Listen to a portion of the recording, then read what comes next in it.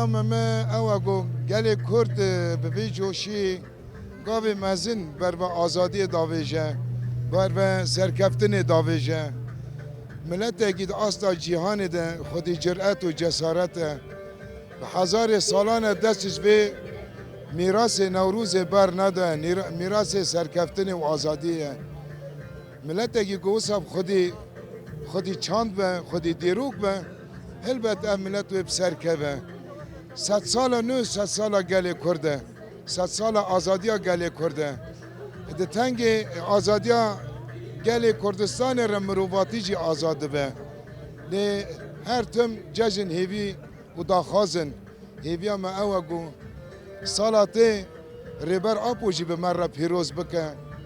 Ji mesaca niha dişîne lê salê tê fîzîkî di nav me de be. Hemû gelên dilêş wa dilêşiya bibe azad, bibe xwedî îradeyek, vînê jiyanek baş be, îradeyek baş be. Herkes vegere malê xwe, yekîtiya gelê Kurd çêbe, yekîtiya gelan çêbibe. Di Newrûzê de ev rih tê avakirin, ev coş e. û ez carekî din wespas dikim û hemû temaşevan jî pîroz dikim.